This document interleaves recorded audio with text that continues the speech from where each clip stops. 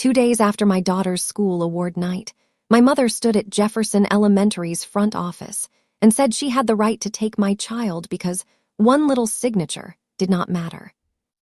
My daughter June was 8. She was in math class. I was at work when the attendance clerk called me and said, "Mrs. Carter, did you authorize your mother to sign June out yesterday?" I had not. 3 nights earlier, my parents and my sister had left 6 reserved seats empty at June's reading medal ceremony. Then they sent me a $2,640 payment request for the family brunch they had chosen over her. My name is Elise Carter. I was 34, a payroll analyst in Raleigh, and I did not know yet that the sign-out sheet, a door camera, a bank alert, and a forged residency complaint were all sitting on the same table. Stay with me, because the district hearing where my mother lost access to my daughter lasted 18 minutes, and the quietest person in that room was the one holding every record. Before that hearing started, my mother leaned back in her chair like she was waiting for me to apologize in front of officials. She had my pregnant sister on one side of her and my stepfather on the other, and she kept tapping one finger on the table as if the whole district had been called there to scold me for being difficult. Then the enrollment officer opened the first folder. My mother smiled and said, "This is all over one little signature." Nobody answered her. Not the principal, not the social worker, not the front office clerk who had stopped my daughter from being taken out of math class, not my sister, who still believed Mom had only bent a rule to keep peace. For 18 minutes, every page on that table proved that it was never one little signature. It was one empty chair turning into 6. It was one payment request turning into a bank alert. It was one fake note turning into an access restriction. And it was one 8-year-old girl learning that the adults who missed her biggest reading night had still found time to put their names on paperwork about her life. If a relative has ever told you a signature was not a big deal, put one little signature in the comments. It is usually a warning. I need to go back to March. June had been reading below grade level for almost 2 years, not because she was lazy, not because she was careless, because letters moved around on the page for her, and every worksheet came home looking like it had been written during a storm. We got the diagnosis in 2nd grade. Dyslexia, mild visual processing delay, strong oral comprehension. The specialist said June was bright, tired, and embarrassed. Embarrassed was the word that stayed with me. June did not scream about reading. She did not throw books. She did something quieter. She disappeared inside herself. At bedtime, she would pick the shortest book from the shelf and hold it like it was heavy. If I said, "Do you want to try the first page?" she would rub one thumb over the corner and say, "Can you read this one? My eyes are tired." At school, she learned how to hide. She sharpened pencils when volunteers were needed. She asked to use the bathroom when the class did round-robin reading. She laughed before other children could laugh, because that gave her control over the sound. One Tuesday in February, I found a worksheet crumpled at the bottom of her backpack. It had 8 spelling words on it. She had written the first 2, and then pressed her pencil so hard into the third that the paper tore. I asked her what happened. She shrugged. The letters would not stay. I sat on the kitchen floor with her that night, and we practiced the word bridge for 21 minutes. Not because bridge mattered, because she wanted to quit at minute 4, and then she got the B and R in the right order, and her shoulders changed. "Again?" I asked. She nodded. That was June's courage. Small, repeated, and invisible to people who only showed up when there was cake. I cried in the parking lot after that appointment. Not where June could see me. I cried because I had spent months asking for help while my family kept saying she would grow out of it. My mother, Denise Palmer, had one answer for everything. "You make things too formal, Elise." That was her sentence. When I requested school testing, she said it. When I asked her not to quiz June at dinner, she said it. When I corrected her for calling June dramatic, she said it again. "You make things too formal, Elise." I worked in payroll. I liked formal. Formal was how checks went to the right accounts. Formal was how taxes got paid. Formal was how a single mother with one income kept a roof steady over a child who deserved not to wonder if dinner depended on mood.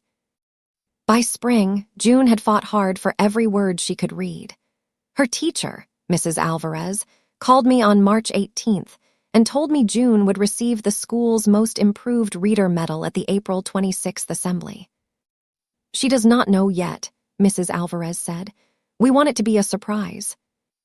I sat at my desk with a payroll exception report open on one monitor and my hand over my mouth. "Can family come?" I asked. "2 guests per student in the front row," she said. "Extra guests can sit behind." That night, I told June only that there was a school program and she should wear her blue dress if she wanted to. She asked if Grandma Denise could come. I said I would invite her. That was my mistake. Or maybe it was just the last time I still thought people improved because a child deserved it. I invited everyone in writing. My mother Denise, my stepfather Paul, my sister Lauren, Lauren's husband Mike, my Aunt Kim, my cousin Bree. 6 people. I sent the date, the time, the school address, the parking note, the room location, and a photo of June in the blue dress from Easter, because I knew my mother responded better when things looked sweet. Mom replied first. "Would not miss it." Lauren replied 2 minutes later. "Aw, cute, we'll be there." Aunt Kim sent 3 heart emojis and asked if there would be coffee.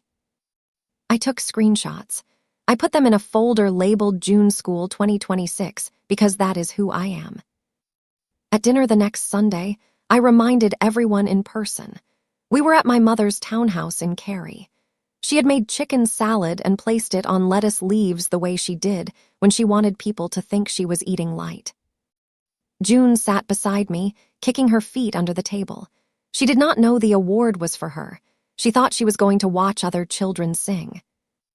Lauren sat across from me, 8 months pregnant, one hand on her stomach and one hand scrolling through balloon arches on her phone. She was planning a sprinkle for her second baby. Not a shower, she kept saying. A sprinkle. Except it had a private room, a brunch buffet, a photo wall, favors, and 3 color options for napkins. I said, just reminding everyone. Jefferson Assembly, April 26th, 6 o'clock. June is excited. Mom smiled at June. "Of course, baby. Grandma will be there." June's whole face opened. Lauren looked up from her phone. "That's the same weekend as my sprinkle." I waited. "Your sprinkle is Sunday," I said. "The assembly is Friday night." "Right," she said. "I just mean it's a busy weekend." Mom gave me a look. The look meant, "Do not make your sister uncomfortable." I said nothing. June was at the table.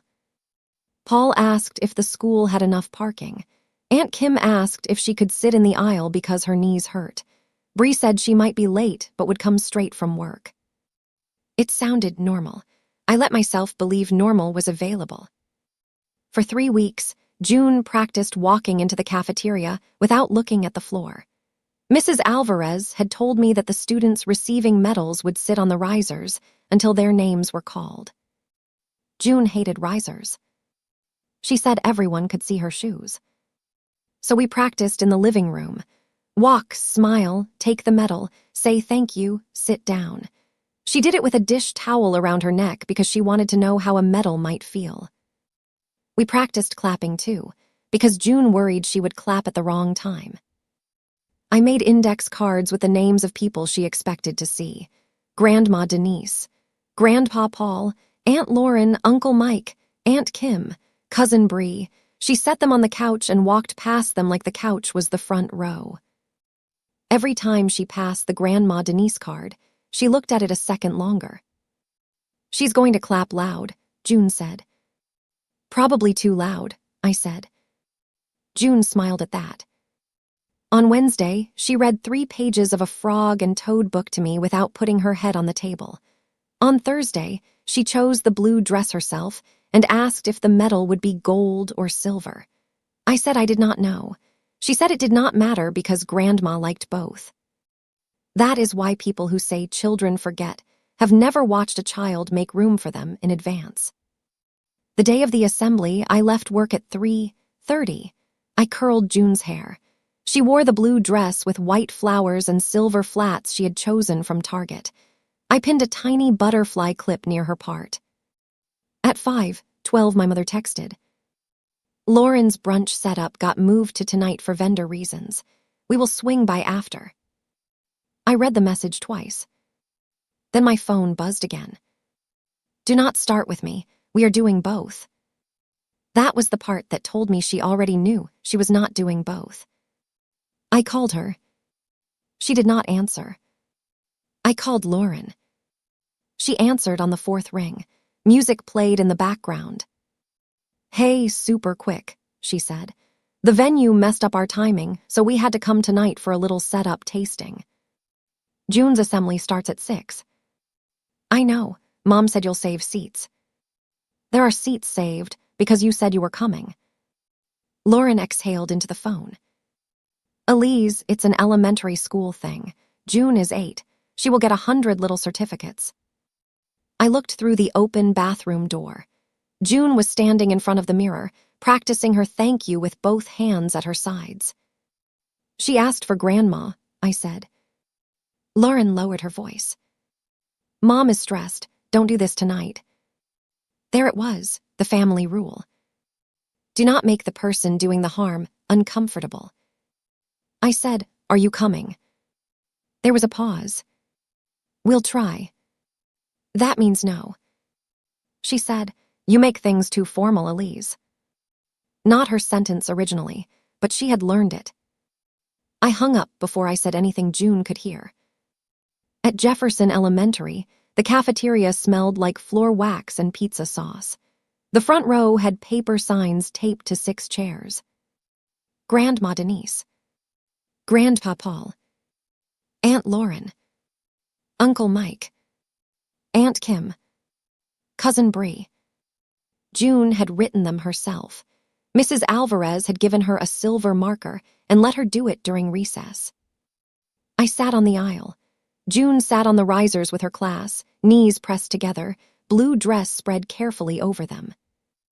At 6:00, the chairs were empty. At 6:10, still empty. At 6:12, June looked at the cafeteria doors for the first time. At 6:14, she looked again. At 6:16, a family came in late and squeezed into the back row. June sat up so fast her butterfly clip shifted. Then she saw it was not them and folded her hands in her lap. I kept my face steady because I could feel her checking me from the risers.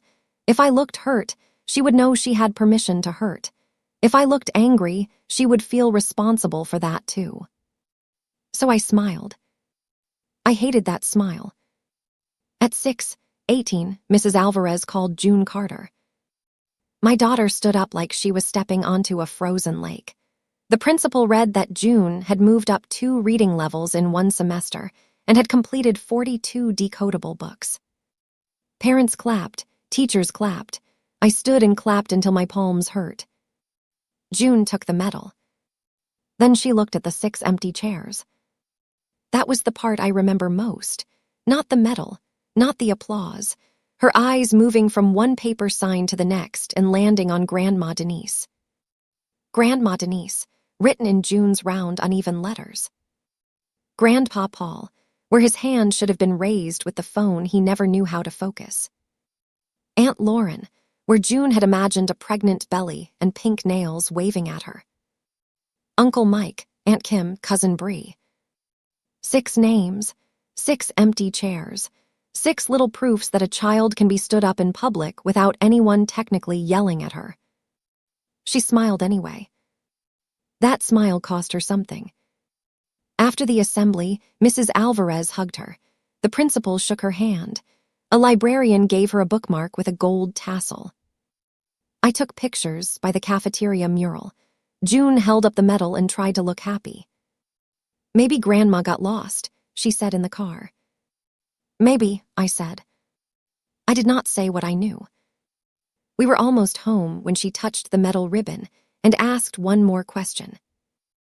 Maybe Grandma forgot, because my reading medal was not big enough. I had to pull into a gas station lot. Not because I was crying, because I was afraid of what my voice would do if I kept driving. I turned around and said, "June, your medal was big enough. Your work was big enough. People who miss it are the ones who got small." She nodded, but she looked out the window after that. That was the wound my family later tried to call petty. Not my anger, not my boundary, that sentence from the back seat. At 8:41 that night, Lauren posted 17 photos from the private room at Willow Bend Bistro. Balloon arch, brunch mock-ups, napkin samples, a dessert table with tiny glass cups, my mother in a cream pantsuit holding a clipboard. Caption, "Almost baby time. Family showed up hard tonight." I looked at that sentence for a long time. June was asleep, with the medal on her nightstand. I did not comment. I saved every photo. Saturday morning, my mother called at 9:06. No apology. "Lauren is upset because you ignored her post." I was loading the dishwasher. "Good morning to you too. Don't be like that. We had vendor issues. You missed June's medal ceremony. It was one school assembly. She looked for you." Mom sighed like I had asked her to carry furniture. "Elise, I raised 2 girls. Children forget these things." "No, Mom. Adults say that because children stop asking." She was quiet for half a second. Then she said, "We will make it up to her at the brunch tomorrow." "June and I are not coming." The air changed. "Excuse me. We are not coming to Lauren's sprinkle." "That is petty." "No, it is accurate." She hated that word from me. "Your sister is pregnant," Mom said. "You do not punish a pregnant woman over a child's school event." "I am not punishing her. You are withholding June. June is not a party favor." Mom made the little disgusted sound she made when she wanted me to feel coarse. "I am her grandmother, Elise. Family does not need permission to love a child. Love still shows up. Do not twist this. Lauren needed us. She is overwhelmed. The vendor was difficult. Your stepfather already drove across town. Aunt Kim has bad knees. Bree had work. You expect everyone to jump because you taped little signs to chairs." I gripped the edge of the counter. "June taped those signs." That stopped her for one breath. Then she recovered. "Then you should have told her adults have obligations." I almost laughed because that was the closest she had come to admitting. She chose one obligation over another. "You make everything so formal," she snapped. "Family should not have to sign attendance sheets." "Apparently mine does." She hung up. At 10:12, a payment request hit my phone. Lauren Palmer requested $2,640. Memo, your share of family brunch and room fee. I stared at it, then laughed once. Not because it was funny, because my body had to choose some sound. I declined it. Mom called again. Lauren already gave the restaurant final numbers. I did not agree to pay for a brunch I am not attending. It was assumed. By who? By everyone. Then everyone can pay it. She lowered her voice. You are embarrassing your sister during a high-risk pregnancy. Lauren was not high risk. She had told everyone that because she liked the way people lowered their voices when she entered a room. I said, I'm hanging up now. One little payment, Elise. Don't act like I asked for the moon. I hung up. That was the first record that changed the shape of the night. The demand, the memo, the timing. It told me the missed assembly had turned into a bill. The second record came Monday at 11:17. I was at my desk, reconciling a payroll correction when Jefferson Elementary called. The attendance clerk's name was Mrs. Beale. She had worked that front office for 24 years and had a voice like a stapler. Mrs. Carter, I need to confirm whether Denise Palmer is authorized to sign June out for appointments. My hand stopped over the keyboard. No. She is listed as emergency contact only. Emergency only, not pickup without my permission. Mrs. Beale went quiet. She signed June out yesterday at 12:14. Yesterday was Sunday. I'm sorry, Friday. The form was dated Friday, but entered this morning. She brought a note saying you authorized an early dismissal for family medical reasons. I stood up so fast my chair rolled backward. June was not signed out Friday. She was not released, Mrs. Beale said quickly. I stopped it because the note looked odd. Your signature was on it, but the emergency pickup box was checked in the wrong ink. I held June in class and told Mrs. Palmer I needed to call you. She left before I returned to the counter. I pressed my free hand flat against my desk. Can I get a copy? You can request it through the district portal. I'll be there in 30 minutes. Mrs. Beale lowered her voice.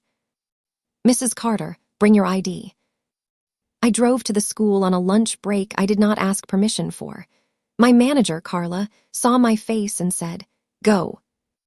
At Jefferson, Mrs. Beale slid a copy of the note across the counter. It said, "Please release June Carter to Denise Palmer for family medical appointment." Signature, Elise Carter. Except my last name looked wrong. The C was copied from the field trip form I had signed in February. The rest was written too slowly. The ink changed halfway through my first name. The E had a little hook I never used. The dot over the I sat too far to the right, like someone had paused, looked at another paper, and placed it where they thought it belonged. Mrs. Beale did not say the word forged at first. She was careful. Schools are careful until they have to be direct. It caught my eye because your early dismissal notes usually have June's teacher name in the corner, she said. I do that so the office can route them. I know, she said.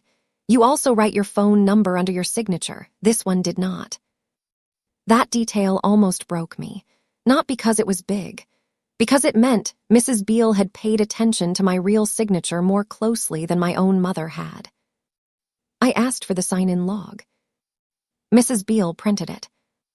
Denise Palmer, 12:08 p.m., reason, pickup. Then she gave me the part that made my shoulders go cold. Our front camera caught the interaction. District security can pull it if needed. She glanced toward the ceiling corner, where the little black camera watched the office door. She told me you were in a meeting, Mrs. Beale said. She said you were impossible to reach, and that June needed to come with her for a family medical situation. What did June know? Nothing. I did not call her out of class. I told Mrs. Palmer to wait while I verified. And she left. When I picked up the phone, yes. There is a certain kind of fear that arrives late. I did not feel it when she first said my mother had come to the school. I felt it when I pictured June sitting in math class, tracing numbers on a worksheet, while my mother stood 30 feet away trying to turn a fake note into permission. The school log and the camera changed the story from rude to dangerous. I called my mother from the parking lot. She answered with a sharp, "What now?" Did you try to sign June out of school Friday? Silence. Mom. I was going to bring her to the sprinkle setup for a little while. She should be included. You forged my signature. Don't use that word. What word would you prefer? I copied your name because you were going to say no. That sentence stayed in the car with me. I said, you are no longer on any pickup list. You cannot do that. I am her grandmother. Watch me. She almost hissed. It was one little signature, Elise. Don't make it ugly. You made it ugly when you tried to take my child out of school without asking me. She hung up. I changed the school pickup list before I left the parking lot. Emergency contact only became no contact without written authorization and phone confirmation. Mrs. Beale made me initial it in 3 places. At 2:50, my bank app sent an alert. Attempted transfer. $2,640 from June Carter Education Reserve to Willow Bend Bistro Holdings. Declined. Verification required. That was the third record, and it raised the stakes again. The Education Reserve was a savings account I opened when June was born. My mother had no access. But 2 years earlier, when June had surgery for ear tubes, Mom had taken a picture of June's insurance card and my driver's license while I was filling out hospital forms. I knew because I had seen her phone flash and she had said, "I just want to have it in case." In case had finally arrived. That account was not a rich account. It had birthday checks from Aunt Kim. It had the $25 my manager gave June after her kindergarten graduation. It had my tax refund split into pieces because I could not afford to put a lot in at once. Some months I added $15. Some months I added nothing and felt guilty about it. I called it the Education Reserve because it sounded bigger than it was. To me, it was tutoring money. It was summer reading camp if June needed it. It was a used laptop in middle school. It was the answer to the fear that one day June would need help and I would have to say, "Not yet, baby, payday is Friday." My mother did not see that. She saw a number that matched a brunch bill. I called the bank. A fraud specialist named Nia pulled the details. "The request came through a payment link," she said. "It used your name, your daughter's name, and the last 4 of your social security number. It failed because the device was new and the merchant was not authorized. Can you preserve the record?" "Yes." "Can you send me the fraud packet?" "By secure message." "Please do." Nia paused. "Mrs. Carter, change every password connected to this account. Today." I did. Then I sat in my car and looked at the school building. June was inside, safe, probably arguing with a chapter book. My mother had skipped her ceremony, tried to bill me for the party she chose instead, tried to pull my child out of school, and then tried to reach into my child's savings account. All in 4 days. That was when the betrayal became bigger than hurt feelings. It had an amount, a signature, a merchant, and a child attached to it. That night, I told June only the part she needed. "Grandma Denise is taking a break from school pickup." June looked up from her macaroni. Because she missed the medal. Because she did not follow grown-up rules. June thought about that. Are grown-up rules written down? The important ones are. She nodded like that made sense. On Tuesday, the district office emailed me a notice. Residency review initiated. Reason: anonymous report alleging student no longer resides in assignment zone. I read the subject line 3 times. Then I opened the packet. The 4th record sat on page 2. Someone had submitted a copy of my lease with 1 page altered. My apartment number had been changed from 4B to C. The utility bill attached to it had my name but a service address in Garner, where Lauren lived. The signature on the residency affidavit was mine, copied from June's enrollment form. The anonymous report said I was using my mother's address to keep June at Jefferson while actually living with Lauren. That was not just false. It was stupid in a way that scared me. If the district believed it, June could be removed from Jefferson in the middle of the year. Her reading support plan would pause. Her teacher would change. Her confidence, which had taken months to rebuild, would be treated like paperwork someone could shuffle. I opened June's support plan and read it like a warning label. Small group phonics intervention, 4 days a week. Extended time for reading assessments. No cold calling for oral reading without advance notice.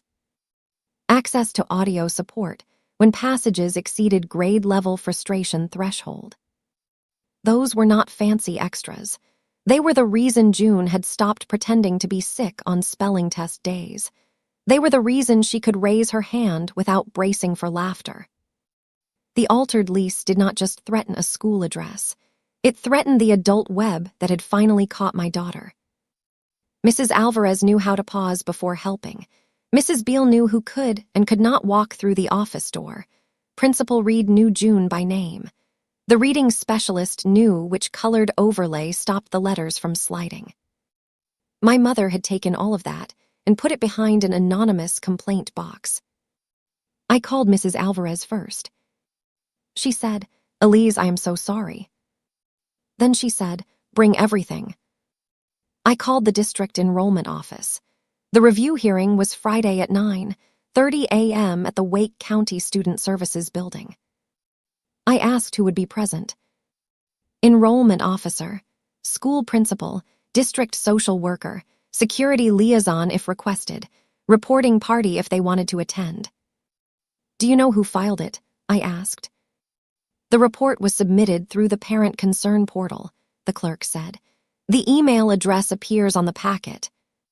She paused like she was choosing whether to be human or procedural. "It is Denise Palmer." I thanked her. Then I called a lawyer, not because I wanted a battle, because I wanted a clean room. His name was Martin Cho. He had helped a coworker with a custody order the year before.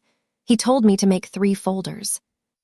1 for school, 1 for bank, 1 for identity and residency.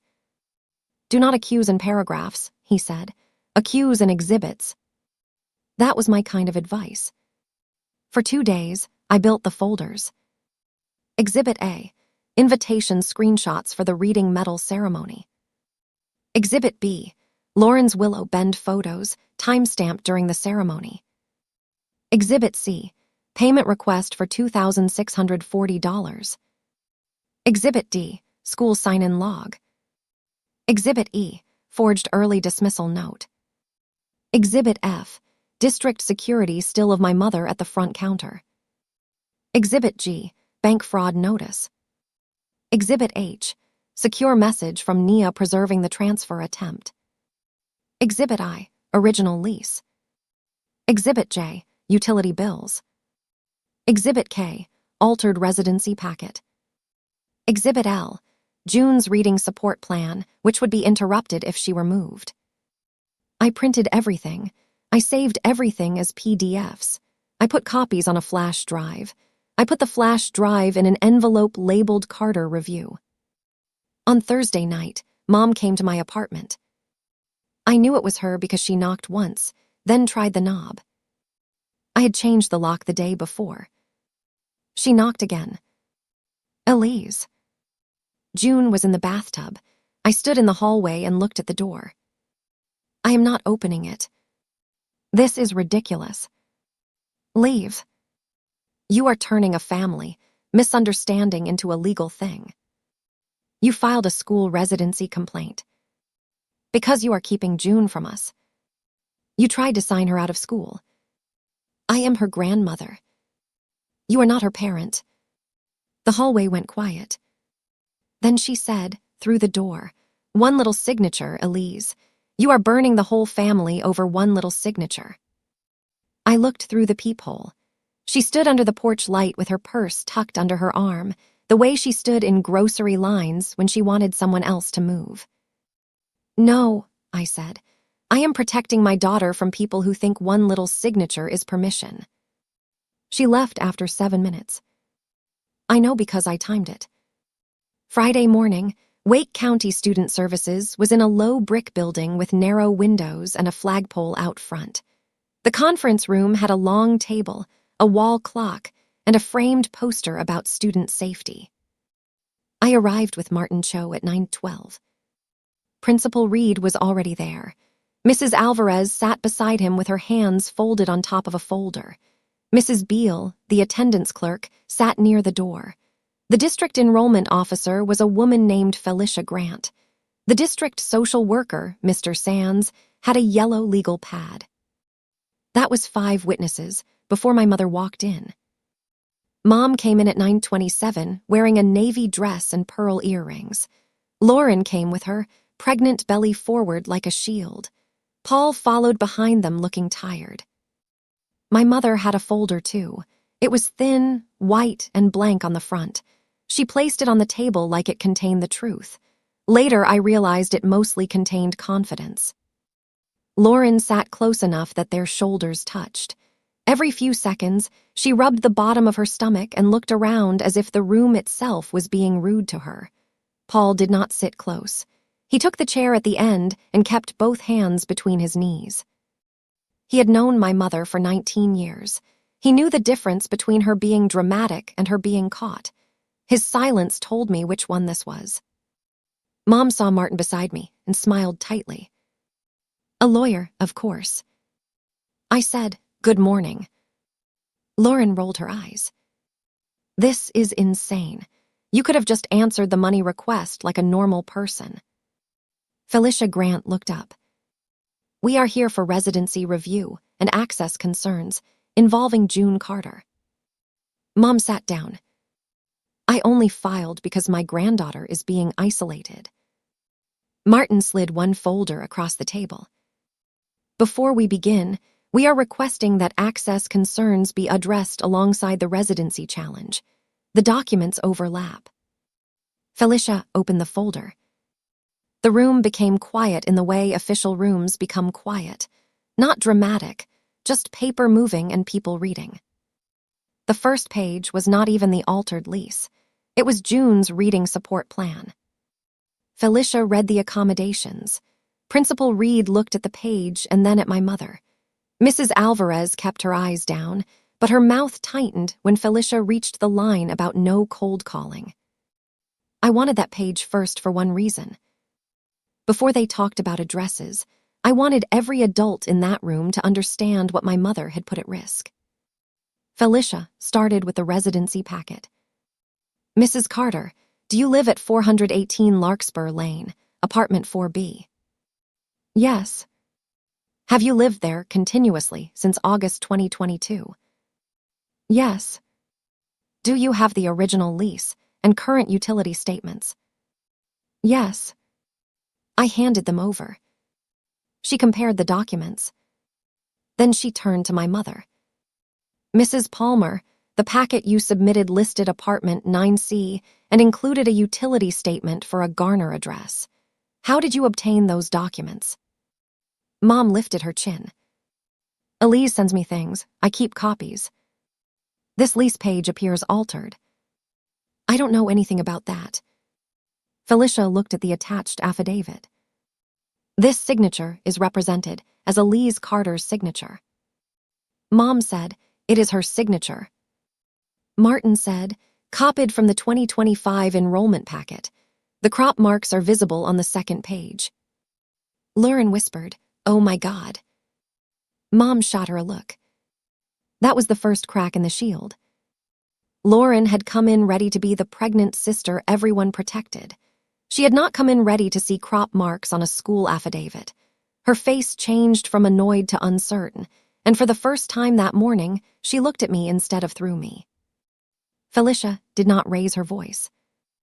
"Mrs. Palmer, did Elise Carter authorize you to file this residency challenge on her behalf?" "I filed it as a concerned grandmother." "Did she authorize the altered lease?" Mom's mouth tightened. "It was one little form. She would not talk to us." Mrs. Beale looked down at the table. Principal Reed's jaw moved once. Felicia wrote something. Then Martin opened the school access folder. "This is the access portion," he said. My mother sat straighter. "I was emergency contact," she said before anyone asked. "Schools call grandparents every day." Mrs. Beale looked at her over the top of her glasses. "Emergency contact is not pickup permission," she said. That was not a legal lecture. It was a front office sentence, plain and hard. "Mrs. Beale, can you confirm this sign-in record?" Mrs. Beale put on her glasses. "Denise Palmer entered Jefferson Elementary at 12:08 p.m. on Friday, April 26th. She requested early dismissal for June Carter." "Was June released?" "No." "Why not?" The note did not look valid. The signature was inconsistent, and Mrs. Palmer is emergency contact only. Felicia turned to the camera still. There was my mother at the front counter, one hand on her purse, the other holding the folded note. Mom stared at the picture like it had betrayed her. In the still, Mrs. Beale's hand was on the desk phone. The office clock behind her said 12:13. The visitor badge on my mother's chest was crooked. The folded note was open just enough that my copied signature showed at the bottom. It was not dramatic. It was worse. It was ordinary. A grandmother at a school counter. A clerk doing her job. A child safe because one woman did not let politeness override procedure. Martin asked, "Mrs. Palmer, did Elise authorize that early dismissal?" "I was going to take June to see family." "That is not the question." Mom's voice sharpened. "I am her grandmother." Principal Reed spoke for the first time. "Grandparents do not override parents in this building." That sentence landed harder than yelling would have. Lauren started crying softly, not for June, not yet, for the trouble reaching her own shoes. Felicia moved to the bank packet. "The amount here matters," Martin said. He placed the payment request beside the bank alert. $2,640. $2,640. Two identical numbers, one asking me to pay for the brunch they chose over June, the other trying to reach into June's education reserve after I refused. Even Paul looked at the pages then. "Why is there a bank fraud notice in a school review?" Martin answered, "Because the same amount demanded for the brunch was attempted from June Carter's education reserve after Mrs. Carter declined the payment request. We are establishing a pattern of unauthorized use of the child and the parent's information." Mom said, "That is private." I looked at her. "So is my daughter." Nobody spoke for a moment. Felicia read the bank notice. She read the secure message from me. She read the merchant name. Willow Bend Bistro Holdings. Lauren wiped her face with the back of her hand. Mom said Elise approved it. Mom turned to her. "Be quiet." Lauren was not quiet.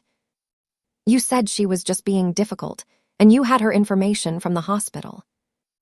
There it was. The proof did not come from me. It came from the daughter my mother had protected for 31 years, finally realizing the shield was turning around. Lauren looked at me then, really looked. "I thought you said yes," she said. I did not answer, because that moment was not mine to rescue. Felicia leaned forward.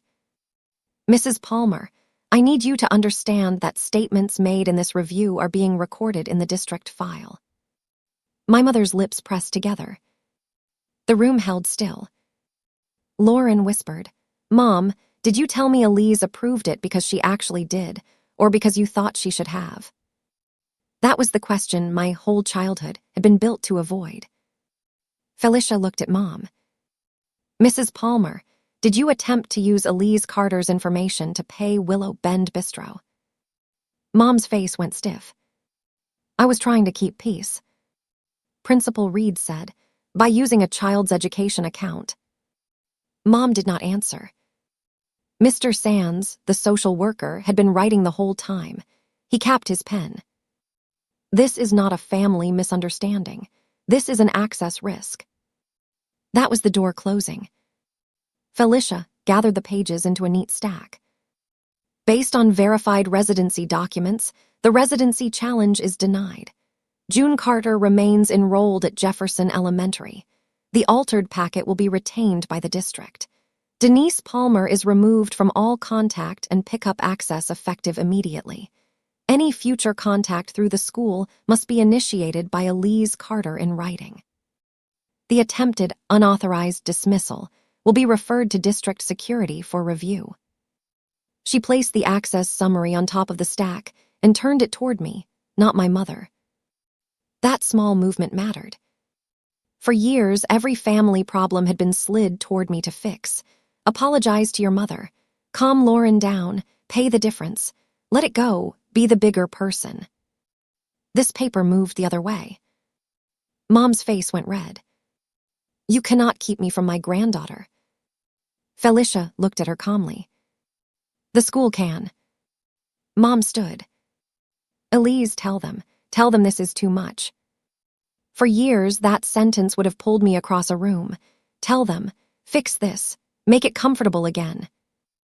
I folded my hands on the table. This is exactly enough. Mom looked at Lauren. Lauren looked away. Paul got up first. He put one hand on Mom's elbow. Denise, he said quietly, we're done. She shook him off, but she walked out. The hearing had lasted 18 minutes. After they left, Mrs. Alvarez came around the table and handed me a small envelope. June forgot this in the classroom after the assembly, she said. Inside was one of the paper chair signs. Grandma Denise. The silver marker had smudged a little at the corner. I found it on the floor, Mrs. Alvarez said. I did not know if you wanted it. I held it for a second. Thank you. Mrs. Beale handed me another paper. This one was practical.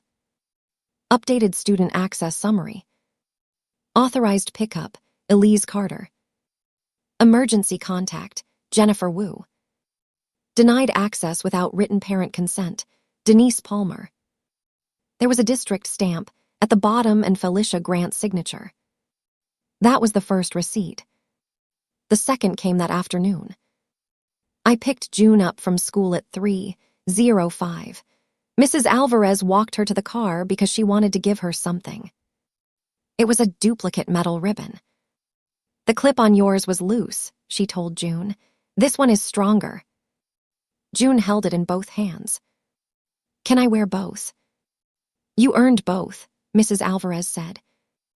June climbed into the back seat, buckled herself, and looked at me in the mirror. Did the grown-up rules work? I looked at the folder on the passenger seat. The access summary was on top. Yes, I said, they worked. She touched the medals around her neck. Good. We drove home without music. Sometimes quiet is not sad. Sometimes quiet is a room after the alarm stops. The next 2 weeks were loud outside our apartment and calm inside it. My mother called from blocked numbers. I did not answer. Lauren sent one long text that began with, "You know Mom gets carried away," and ended with, "You could still help with the brunch if you wanted to be decent." I forwarded it to Martin.